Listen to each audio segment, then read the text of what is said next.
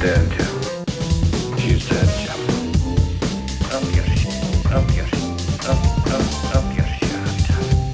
Fascinating. Up your shit. Fascinating. Hey, welcome to another episode of Trek in the Valley, the non-encyclopedic Star Trek, typically the original series rewatch and recap and review podcast. Right now, as every week, we are coming to you recording from an undisclosed location in the San Fernando Valley. And every week we get together and we discuss some kind of Star Trek related thing. We've done all 3 seasons of the original series. Yep. And I am your host, Adam Ordall Quinnell, and with me is my co-host with the Mo-host. Hey, everybody, it's Al Hirt. What's up? Mr. Al Hirt. I totally forgot how to do the intro there. I was like, wow, have I not been doing this? But we did just record like a week ago for the last week's episode. But yeah, we finished Star Trek The Original Series. We've talked about all the original cast movies and Star Trek Generations. Yeah, we knocked all those out. Now we're smack in the thick of talking about some of what the internet says are the top-rated episodes of Star Trek The Animated Series, which debuted 4 years after the original series wrapped in 1973. It ran for 2 sort of seasons. The second season is like 8 episodes. But it's cool because they got the original voice cast back. Last week we discussed Last week we discussed the Practical Joker. Yeah, with the ship doing pranks. Yeah, Al, what do you remember about Star Trek The Animated Series, The Practical Joker? Oh, yes. Let's see. So they're flying around out there. Checking shit out, scanning. Someone's attacking them, right? Well, they run into Romulans. Yeah, I'm just going to help you out. Yeah. And then they go through this, what is it? Magnetic field, or this exploding field. They go through the magnetic fields. And then 69 their love ship songs. kind of gets cursed, right? I guess the it's ship, like a Joker thing. The ship gets infested by the Joker thing. A bit of a Loki, a bit of a trickster figure. Yeah. And then they're shooting food out of the dispenser. And what are some of the other practical jokes? Actually, this was the best one that's like seared in my mind.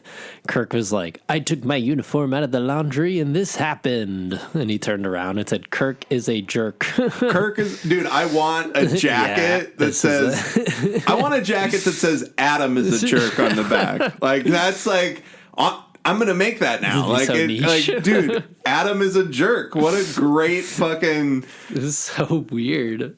Yeah, dude. And then how did they get out of it? They go fly through the magnetic field again. Yeah. And then the Romulans come through and then they get the ship cursed. And Sulu's like, shouldn't we tell them how to fix it? Captain's like, fuck that shit. And Captain's like, maybe after a little while. Captain, shouldn't we tell them how to...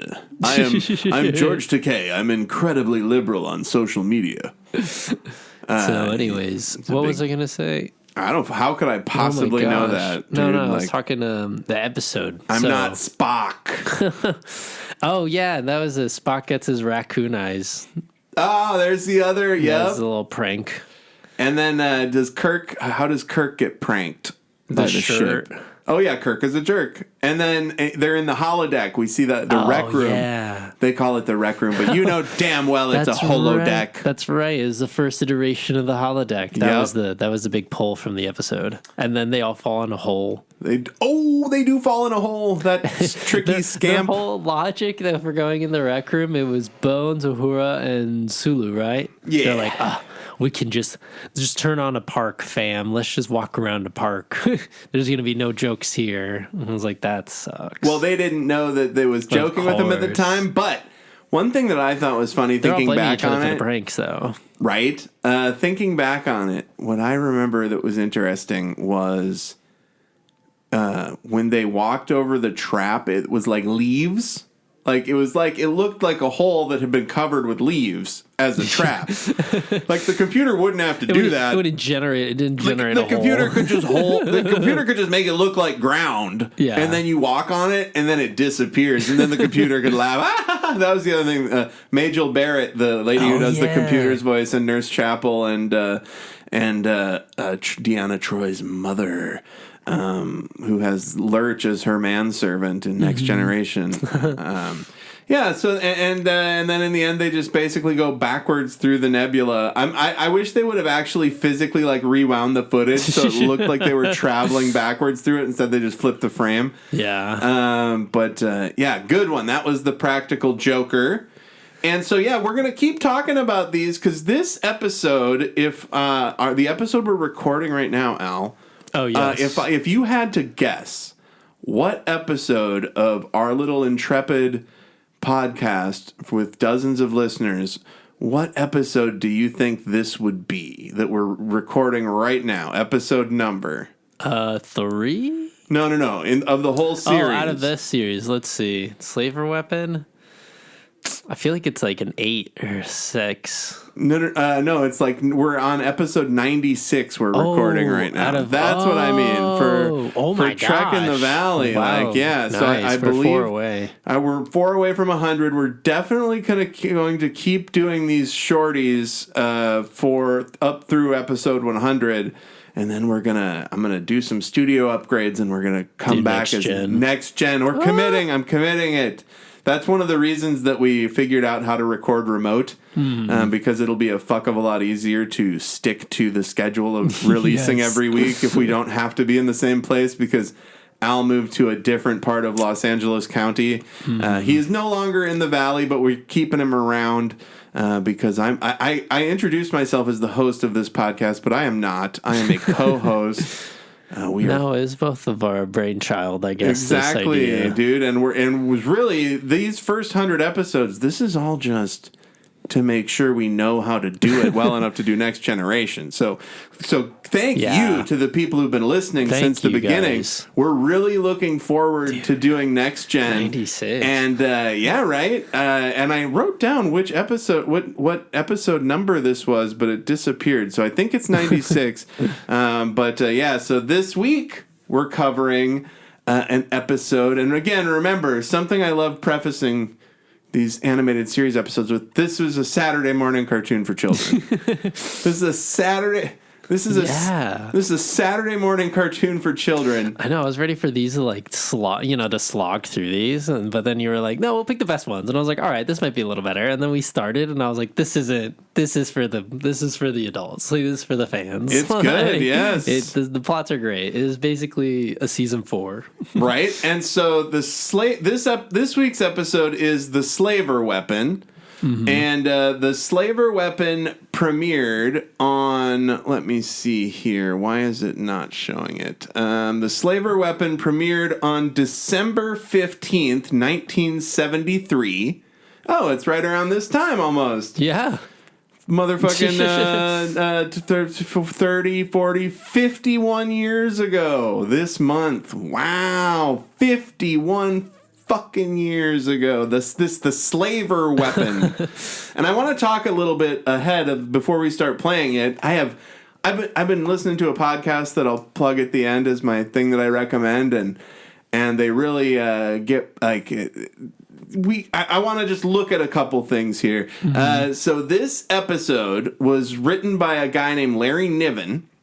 Oh, okay. And it was based on his short story, The Soft Weapon. Right? That sounds like a bad pornography. The Soft Weapon. And that was first published February 1967 in an episode or in an issue of the science fiction magazine If. There should be a question mark. and republished in Niven's collection of stories, Neutron Star.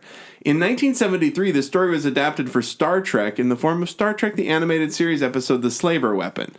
The Slaver Weapon were later referenced in the Kzinti themselves, return in Star Trek comic strip story arc, The Wristwatch Plantation, which was co-written by Niven. So Niven loves these Kzinti. Yeah. And I think the Kzinti are also potentially in other stuff. We're not going to get that deep into it. So this episode's called The Slaver Weapon. The only reason I wanted to look that shit up is because on the title card it says The Slaver Weapon, written by Larry Niven, based on his short story, The Soft Weapon. Oh. So it's like I didn't realize. Gene Roddenberry was reading his episode or his issue of If magazine. He's like, this is great. And he's not wrong. It is a very strange episode. It's a good story too. It starts like so many episodes with the Enterprise doing some shit. Hold on, let me skip through this rad intro. We do like the animated intro still, though. I haven't been skipping it when I watch the episodes. Yeah, me neither. Because it almost looks like anime, like old. Like 60s anime, because that's the money saving. Yeah. That's the money saving techniques. Oh, by the way, dude, the zip of the ship. While this plays, the Boldly Go and all that shit, we're not doing a watch along. By the way, we just have it up so we can see what's going on. But have you watched this anime Bleach?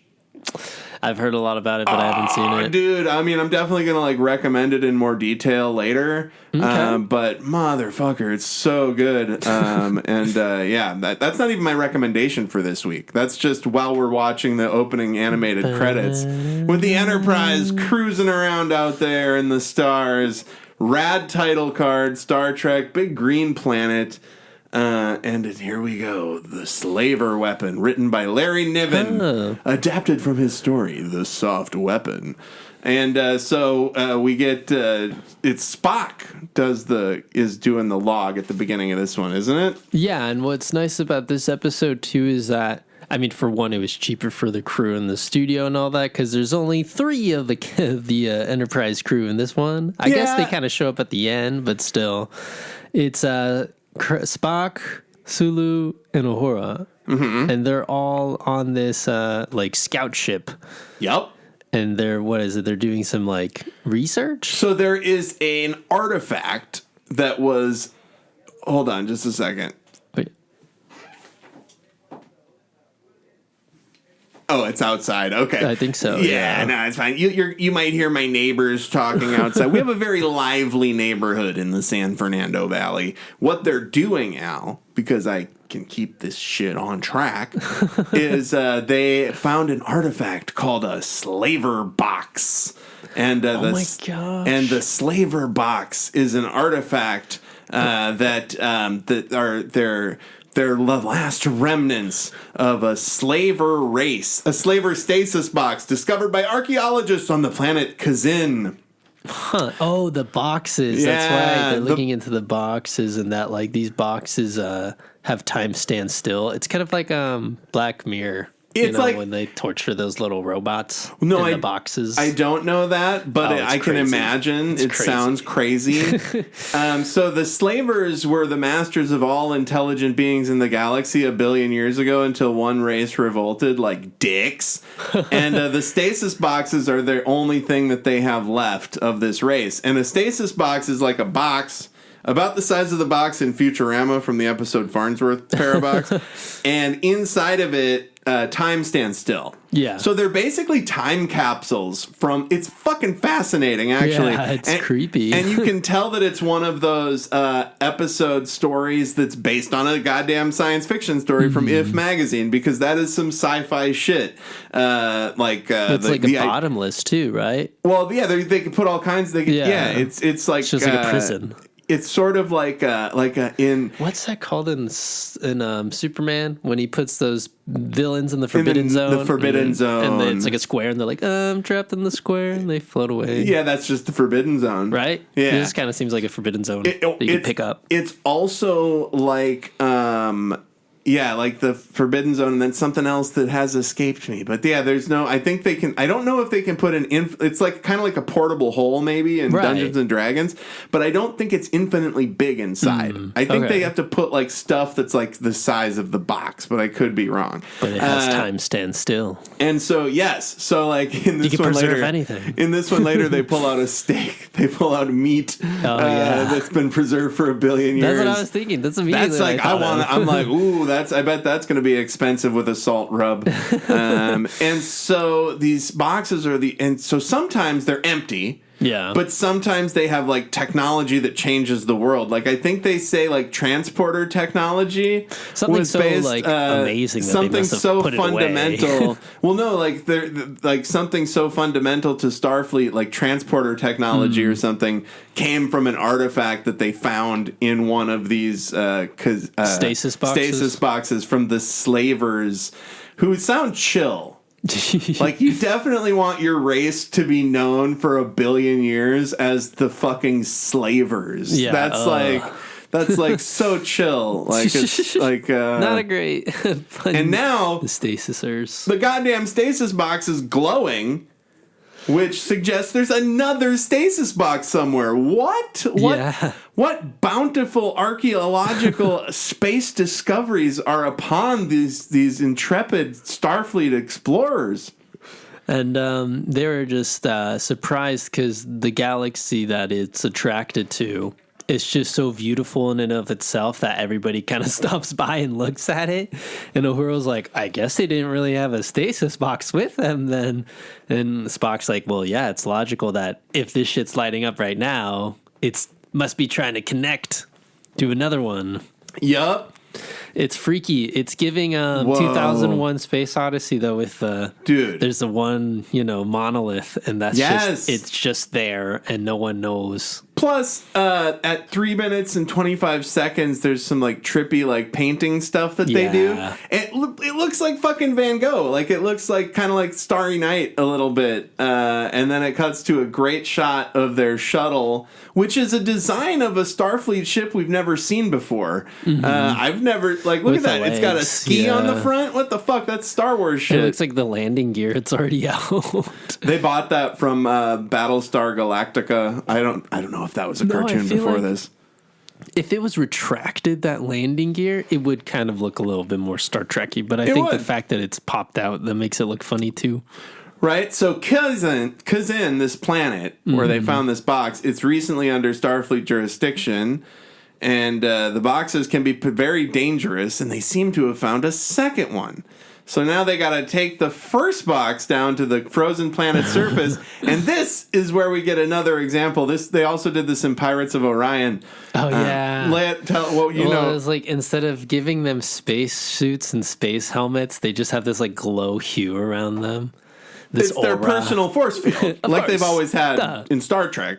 Like, it's giving remember the alien with the belts? With the belts, like they just press and they just do anything. They're like, I'm going to stop you from moving. Bing! And they just zapped everybody with this belt. Dude, yes. It could be the belt. Maybe they took the belts. Well, one thing that I think it reminds me of is what we'll get to if we keep doing this podcast for 20 years, is Star Trek Discovery. In Star Trek Discovery, spoiler alert, at some point, like a couple of the seasons take place in 1,000 years in the future. Oh, yeah, damn. And it's rad as hell because, like, the whole crux of it is this Federation is spread out all across the galaxy because at some point, like 200 years after the timeline that we know and love, like 200 years after when Discovery takes place, all of the dilithium in the galaxy exploded at the same time. Huh. So, like, something happened where, like, so all of these Federation ships exploded. There was, like, no ships that survived. Whoa. And so everybody was so far apart because you need dilithium to go to warp. Yeah. So then they just had to deal with everybody being super far apart and traveling at impulse to, like, figure shit out. And Discovery comes and helps because they got the spore drive. And also, like... Discovery runs on mushrooms, by the way, just like me in my 20s. Also, what was it? I mean, they must have had to figure out communication immediately. That would have been such a nightmare. It's like what is it called? Yeah, it sucks. What's that show I can't called? remember the It's like Cataclysm? Voyager on steroids. Yes, 'Cause absolutely. everyone's just fucked. Yeah, so and You can only we go got on impulse. this is a great episode of this podcast. We're Yeah. 20 minutes into the podcast, and we're only like 4 minutes into the episode. Uhura, Spock, and Sulu are going out onto the frozen planet of Kazin. Oh, yes. Looking for a box, a second stasis box. And it seems like it's under them, and then these Kazinti people show up. They're cats in pink They kind of have like spacesuits. tusks too. Yeah, they have like long fangs on top, and they are hilariously cute little cat faces in Yeah. their spacesuits. And this is the other thing. I don't know if it's the next episode or we're gonna do, or the next episode because I've watched a couple ahead. But there's at one point there's just a bird man. Like a yellow bird man, like that's like 8 feet tall with huge wings, and he's just like holding a pad doing science next to Uhura. And he's not wearing a uniform or anything. He's just a bird. They're like, we couldn't find his size. Or he's like yeah. And now that I think about it, he might be one of the race that Miglimo is in Lower Decks. So now the Kazinti have them. And they have the box. And they're like, well, shit, we're fucked. And they're like, well, the Kazinti has broken this treaty by doing this, right? Because the Kazinti have a treaty. Because the Kazinti, they've fought with humans like 3 times. They've had wars with humans 3 times, we find out, and they've lost every time. And the last war took place 200 years ago. And the Kazinti say the reason they've always lost is because their technology sucks. And which it's like, that's just like sucks to suck. You're just a fucking idiot cat head. Yeah, I mean, this frame is so depressing. Oh, and there's just this cat. And one of the Kazinti has mind powers, like telekinesis powers, and he's really sad about it. Like, he just looks bummed the fuck out the whole It made time. me laugh so hard, though, when you first see him in his frame. And right? Spock's like, I mean, honestly, they're not too bright. Maybe the psychic one's a little brighter. And like, his eyeballs just fucking rolling off to the side. Dude, and so then Spock lays it down. He's like, look, they're not going to respect me because they're meat eaters and I'm a vegetarian. And he's like, if you sense them reading, he's like, Spock Way says these ahead of it, yeah. Spock says these catmen are so disgusted by vegetarians, they're not even going to try to read my mind. And like then they assume that I'm the lowest of the low. Now, Sulu, you eat burgers, man. You eat fucking sushi and shit. Not being racist, but I'm just saying, like, you eat meat. So they're gonna try and read your mind, dog. And then his logic for Uhura too, he's like, "I'm sorry, Uhura, you're a woman, so they won't talk to you. So you kind of just have to shit about women. Just kind of stand there and act like you don't know anything." And she's like, I do know something." And he's like, "Duh, that's your advantage. Do just not say anything. Don't know anything. Do not do anything startling." It's a white to look guy. Harmless. It was like, oh, This man. is a white man telling a black woman to not do anything startling. It's like, dude, you better fucking mind your business. Like, read let the room, her bro. right.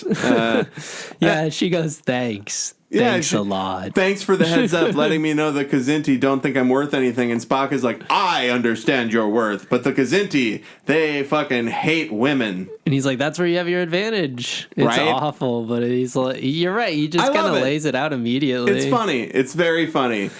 I feel no. The Kazinti are like, you're a Vulcan. I feel no pressing need to read the mind of somebody who eats roots. Yeah, and like everything proceeds to happen exactly as Spock said it. You're right. And also, though, the reason why the stasis box was glowing was that the Tazinski used the other stasis box That was empty. to empty that to bait him here. Right. So the Kazinti found a stasis box. And they want to get technology from the slavers to try and defeat humankind.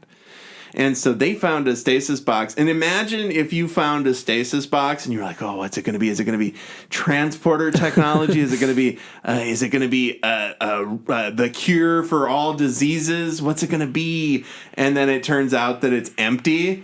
That's like buying a pack of Magic the Gathering, like Masterworks cards that are very expensive, and then you open it and it's empty. Not only did you not get a rare thing, not only you don't even get the commons. It's just like a bunch of the directions on how to play Magic the Gathering. And so then they use that box to find the other one, because these boxes, they kind of they glow and they magnetize to each other. This is where Sulu explains, like, the Kzinti have fought humans 3 times, and we kick your ass every time.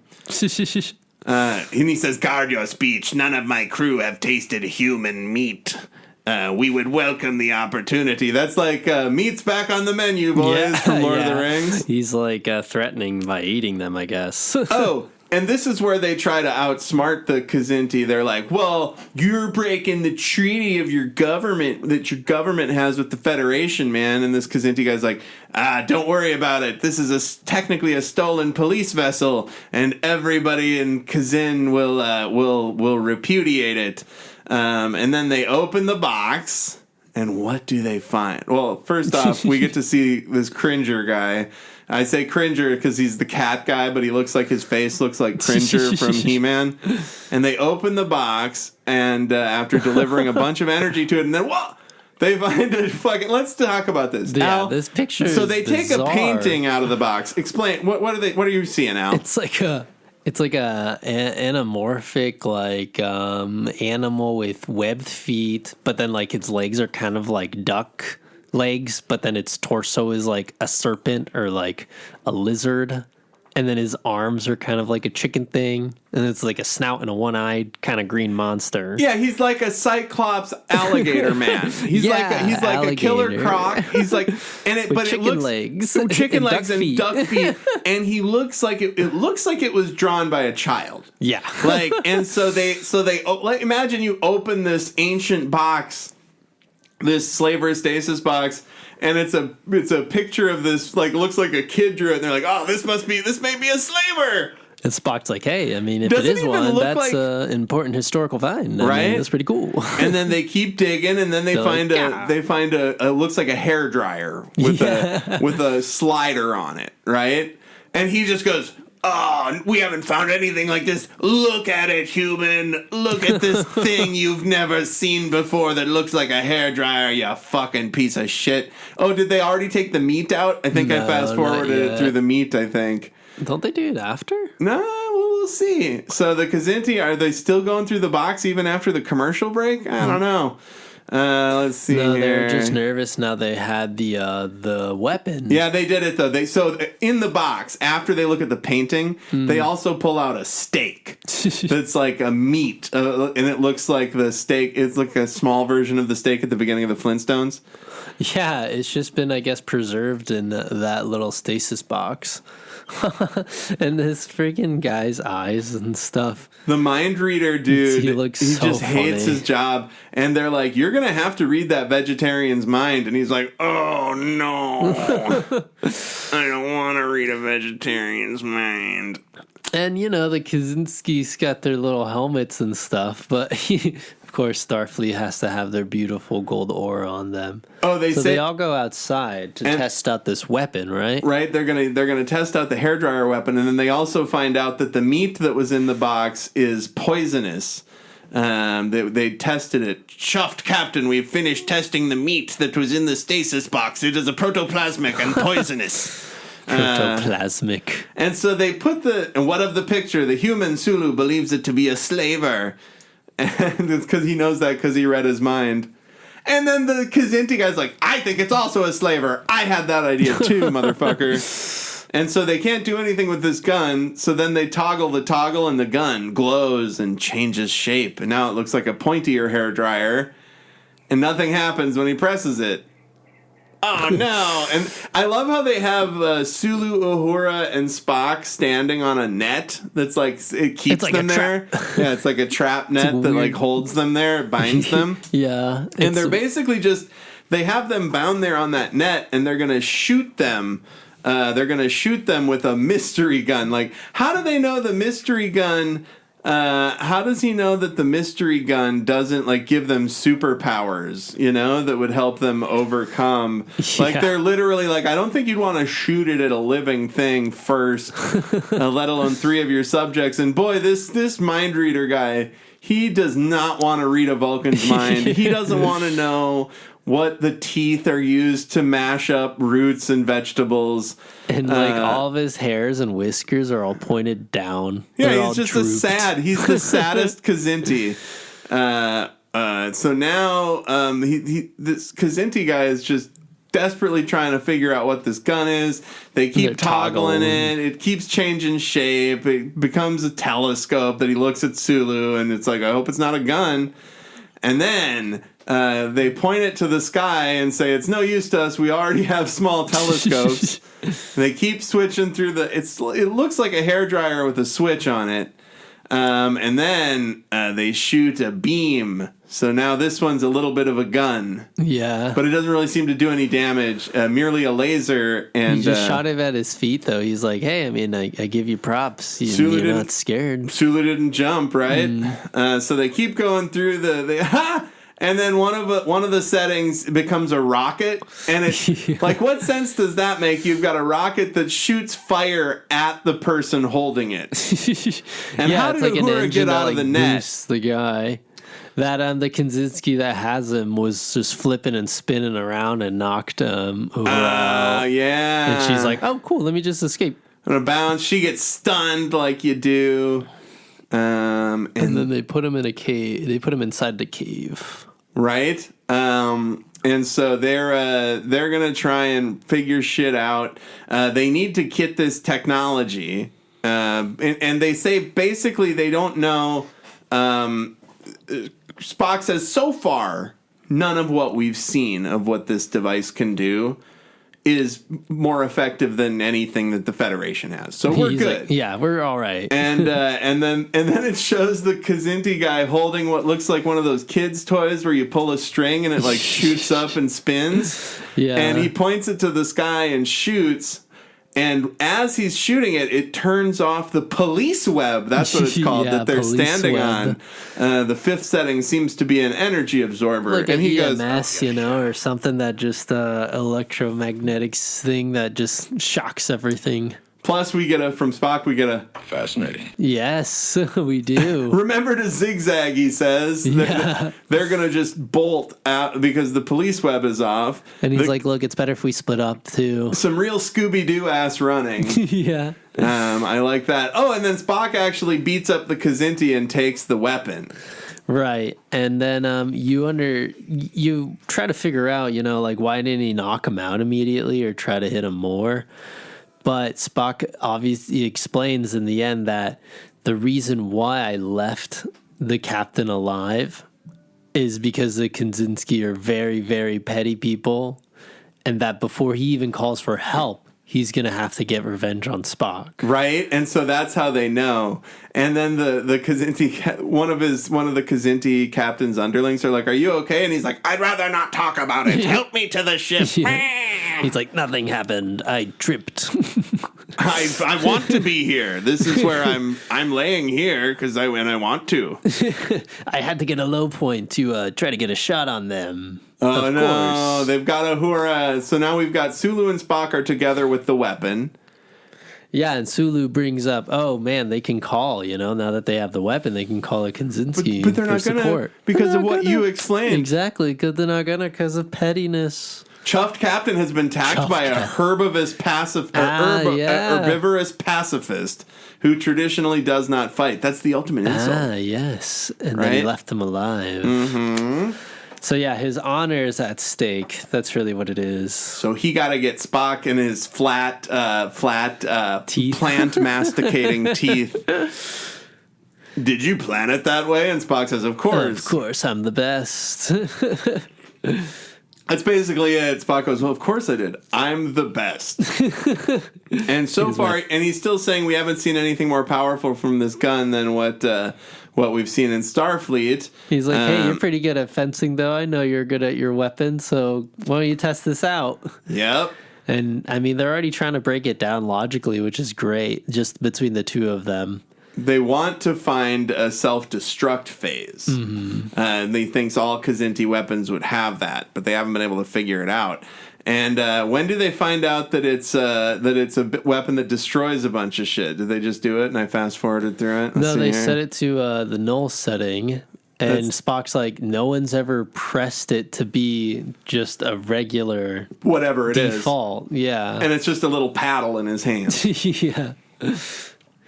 And I guess as soon as he was about to press it, the what is it? Kazinti. The Kazinti ship fucking pops out of nowhere and flies out. Yeah. And threatens Spock and Sulu. He threatens Uhura. And Uhura. They've got Uhura captive. They said they've got the female prisoner as hostage, and they don't think much of females, so Uhura's going to get the drop on him in there. Yeah, seriously. And he goes, I am as the Vulcan left me with 2 broken ribs. I have not set them nor bandaged myself. He may conceivably kill me. Kazinti ribs have some vertical bracing, but I kicked him over 1 heart, Spock says. Let's see here. Okay, so they're trying a new setting on the weapon. Looks like it has a gun sight. Sulu shoots it. And there's a massive explosion that looks like the Ginza beam explosion in fucking -1. Yeah, seriously. It's almost beyond theoretical limits, Spock says. Total conversion of matter to energy in the form of a gun at a distance. If the Kazinti had that, the whole galaxy would be their dinner table, Sulu says. Sulu's like, we can't shoot him like that. And I mean, the shockwave is still coming towards them, so... While they're talking about the explosion, the explosion is hitting them. And then nuts. There's a great shot of them being blown across the screen. So they obviously can't let the Kazinti have this weapon now, and guess what? They've got it. And our trio of Starfleet crew are now standing on the police web, and they're still going. They don't know which setting it was that they had they don't know how to get back to that setting. Mm-hmm. And so then as they're messing around with it, though, there's this new weird setting that came up, and it was like this weird beam with a grid of buttons. It's like a ball with a set of buttons, and this little light that's beaming on a corner. And Spock's like, oh, it looks like a communication device. Maybe, it's a way to communicate to other places, ships, I don't know. And then the Kazinti get scared because the Kazinti have legends of weapons haunted by their owners. Excuse me? Excuse me? Baking powder? Could it be a voice-activated mechanism? No, it appears to be conversing with them. A computer that small. So this gun is talking to the Kazinti. And the Kazinti's basically interviewing them. And... he goes, how long have you been off? And the weapon's like, I don't really have a sense of passing time. On top of that, it was in the stasis box anyway. So, there really isn't a sense of passing time. And then we get back to the dilemma, though, that the other villain had with Kirk in the ship. Where it was like, I'm only, set to turn on or to help you out due to a set of code words. Yeah. I do not know when the last time I was on. Yeah, so this Kazinti captain is asking the weapon... Way too many questions. When, he said, what was the last thing you remember? And the things like, I was on a top secret mission. I can't tell you anything about it without code words, right? Unless you know certain code words. And so if you could describe the positions of the stars in your sector, we would know how much time has passed since then without certain code words. And he says, they just like, duh. Dude, the gun doesn't want to fucking tell you shit, right? And it keeps asking questions. We saw a conversion beam. Tell us how to find it. And it says, twist my widdershins until you reach the null position. Oh, no. Uh-oh. The twist my widdershins. Gross, dude. That's fucking gross. And this... Yeah, and so Uhura and the Sulu are worried, Mm-hmm. No, they got it. They got the weapon. They figured it out. But Spock as soon as they turn worried. but as soon as they turn on the setting, too, Spock's like, most particular. And as soon as they all leave the room, he's like, that's not the right weapon. That's not the gun that Sulu shot. Yeah. And it's like a pronged, two beams, it looks like two air horns. Yeah. It looks like two air horns, and they're like, maybe it's something to be used from space. And then assume you are a slaver computer, Spock says. You've been turned off. You do not know for how long, but when you were turned off, there was a war on. Yeah. Right? And then he's basically saying that you're awakened by aliens you've never saw before, and they don't know the military passwords, so you're going to go into self-destruct mode, basically. Yeah, and I mean, they're going to ask you a bunch of awkward questions. And that's how you know they're not really part of your own team, and that's how you know it's going to self-destruct, and so trick the enemy. It blew up all the Kzinti, and then it knocked out the one that was watching them and ripped the building open, so they have to put their force fields up again. And then they said, so the weapon's gone, and Spock says it would have... Sulu says it would have looked nice in a museum, and then Spock says it never would have made it to a museum. If not the Kzinti, then the Klingons or some other species would have got it racist. Racist against Klingons, Spock. He's like, would have tried to, it's too much power for one species to have. It's probably better off that it blew itself up. It's like an ultimate nuke. When really, it didn't seem like it was that crazy. All the Kzinti just obliterated, though, out of existence. Yeah, they're done. They got vaporized by an ancient weapon, self-destruct. And so the ancient war could have sparked a new war between man and Kzinti. Didn't you say the Kzinti have legends of weapons that are haunted by their dead owners? Uhuru asks. Yeah. Uhura. Ugh. And then Spock's like, yeah, it's a superstition, though. And then she says, at this rate, they'll never get over those old superstitions if they keep getting killed by magic weapons from the past. They are all dead. Yeah, it's so weird. It's like a very Gene Roddenberry. Melted. It feels like a very Gene Roddenberry ending, though. Shout out to Niven. Larry Niven. That story was really solid. I think. And then they fly, their little ship flies away, and like directed by Hal Sutherland. It's just such a simple ending too, because like you think they're totally screwed because this weapon is super powerful. And then it just explodes. Yeah, they got it, and that's a great way to do this 22-minute Star Trek or 23-minute Star Trek story. They really condense things. They streamline the plots. It kind of makes me want to go find the original short story, The Slaver Weapon, and read it. Read it. The Slow Weapon. So that's The Slaver Weapon. What did you think, Al? It's called The Soft Weapon. No, the story's called The Soft Weapon. I'm saying the episode's called The Slaver Weapon. Mm-hmm. What did you think? I thought this episode was really good. I actually like this a lot more than one of the first ones that we saw, just because you get the silly images of the Kzinti mind reader being all depressed and stuff and sad. He just doesn't want to read a vegetarian's mind, bro. And the fact that it's a Spock episode too, I like that a lot, and that Spock kind of outwits them at every point and turn, and that they logically break down what the weapon is. I mean, if you're watching it the first time, it feels so cool, like to just like have it fresh in your mind of them logically breaking down how to figure out this weapon. And then the fact that it's just this funny, silly ending of, well, if you were a super, a futuristic weapon of mass destruction and some random schmuck picked you up, like you obviously wouldn't think to give him the power, and we would just self-destruct. And it's like such a simple ending in that the Kzinti really just kind of curse themselves.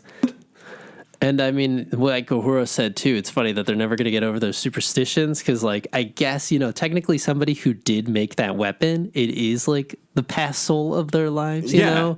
So it's like a Siri coming out and just being like, you need to know the passcode to open me, and it just deletes all the data. But instead of deleting all the data, it just explodes, melts you and your fellow cat people. It's so funny though. I thought it was really clever. Yeah, I thought the same. I like the design of the weird ship. I like the design. I like that we get aliens in this series that they wouldn't show in the regular series because of how cheesy it would look. Mm-hmm. So we get cat people. We get a bird guy. It's great. I love it. Yeah, that would have been a lot of fur to wear in a heated studio.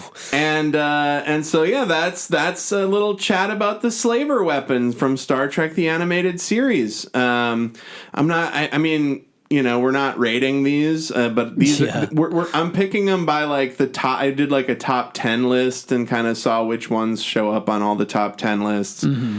So that'll get us to episode 100. But so what recommendations do you have for us this week? This episode's going to come out tomorrow, Al. So that would be the 8th of December. Any recommendations? Let's see here.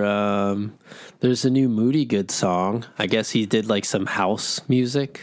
It's called Plastic Holdup. So this guy usually makes dubstep, and he's from the UK. Moody Good. Yeah, very, very good music. But the song's called Plastic Holdup. It's pretty good. It's exciting. And then Mode Step from like the 2000s. Or no, I think it was like 2010, 2008 they started. They have a new single, too, called Kiss You. And then this Mercer guy, he did a new house song, Rendezvous. So I don't know. It's kind of weird. It's like people are just kind of doing whatever they want. Flipping genres, keeping their sounds together, using the same, drums and stuff and basses, but like recontextualizing it. That's what I feel. And it's kind of, it's the end of the year. Like a lot of people are holding on to their good stuff for the next year, The next business year, man. Exactly. There's going to be a lot of anniversaries, a lot of shit that just drops. Gotta make that 2025 paper. Summer, dude. That's what people are already looking forward to, I think. So right on. And maybe there'll be some sleeper hits though at the end of the year, because there are some good albums that have been coming out.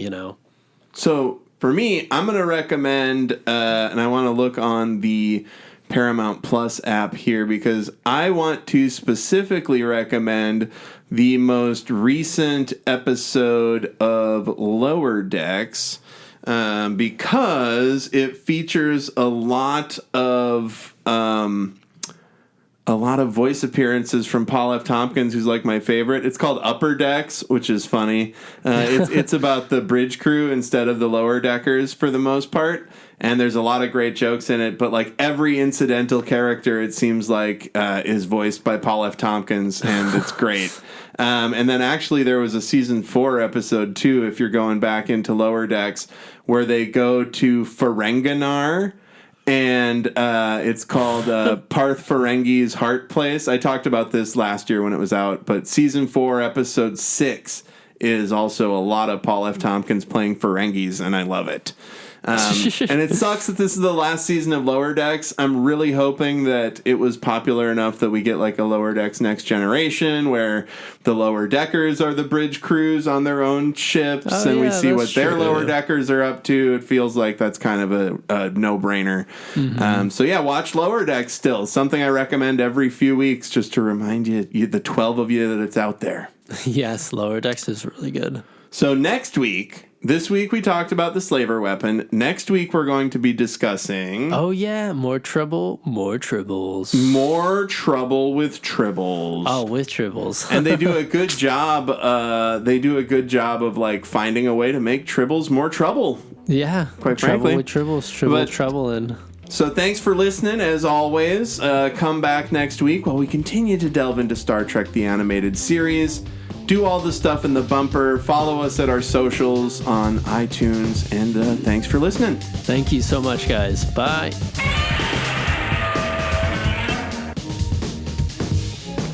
Trek in the Valley is executive produced by Adam Ordall-Quinnell and Al Hirt. Theme song by Al Hirt. Recorded by Adam.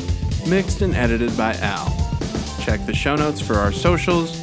And you can email the pod at trekinthevalley, all one word, @gmail.com. Like, subscribe, review, and always explore strange new fucking world.